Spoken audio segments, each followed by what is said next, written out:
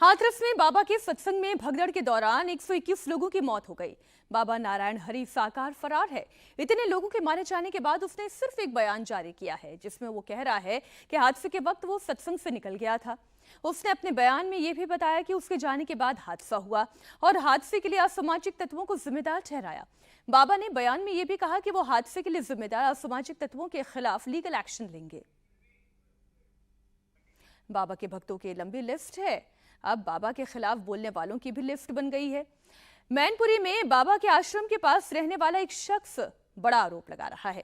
वो कह रहा है कि बाबा नारायण हरि साकार एक बर्खास्त सिपाही थे, आज 200 करोड़ के साम्राज्य के मालिक बन गए हैं। बाबा नारायण साकार हरि किसी के लिए भगवान से कम नहीं है तो कोई उसकी आलोचना करते नहीं थकता।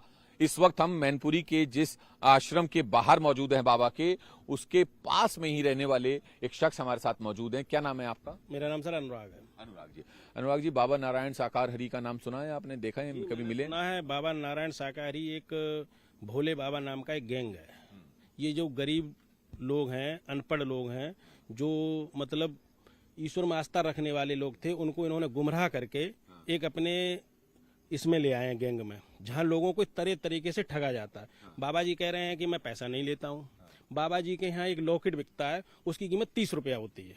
बाबा जी के यहाँ कैलेंडर बिकता है, उसकी कीमत 50 रुपया होती है, जिस पर भोले बाबा जो सूरजपाल सिंह है उनका फोटो लगा होता है। एक समोसा बिकता है, प्रसाद में 15 रुपए कीमत होती है। खस्ता बिकता है, 20 रुपए कीमत होती है। इस तरीके से ये धन अर्जित करके इन्होंने लगभग 100 से लेकर 200 करोड़ की प्रॉपर्टी बनाई है।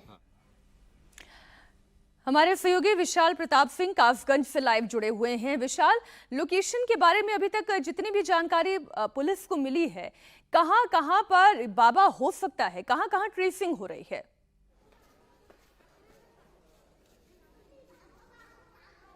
देखिए मीनाक्षी, इस समय जो पुलिस की पूछताछ है वो कई सहयोगियों के साथ चल रही है, सेवादारों के साथ चल रही है, लेकिन नारायण साकार हरि की जो एग्जैक्ट लोकेशन है वो फिलहाल पुलिस के पास नहीं है। यही वजह है कि जो कई राज्यों की जो छापेमारी है वो भी जारी है। और उत्तर प्रदेश के अगर कई जिलों की बात कर लिया जाए, जिसमें मैं कासगंज में समय मौजूद हूँ, और कासगंज का ये वो आश्रम है जहाँ पर बाबा का जन्म स्थान है, यानी कि ये वो जगह है जो कि कासगंज के नारायण साकार हरि के उस आश्रम के तौर पर जानी जाती है, जिससे पहली बार शुरुआत हुई थी नारायण साकार हरि का भोले बाबा के रूप में बनने में। और उसके बाद आप देखिए कि यहाँ पर उनके जो लोग हैं गांव के, वो तो मौजूद ही हैं। साथ ही साथ मैं आपको दिखाना चाहूंगा, ये लाइव तस्वीरें हैं कि किस तरीके से बाबा का जो कासगंज का आश्रम है, जिसमें कि बाबा जन्म स्थान के बाद से यहाँ पर रहा करते थे। और बाहर आप देखिए, अगर ये विजुअल्स हैं, सीधे विजुअल्स हैं, अपने दर्शकों के लिए दिखाऊंगा कि किस तरीके से यहाँ पर बाकायदा जब सेवादार आते थे, सेवा करते थे, और उसके बाद यहाँ पर जो भक्तों के लिए खाना बनाया जाता था, वो सारे इंतजाम यहाँ पे किए जाते हैं।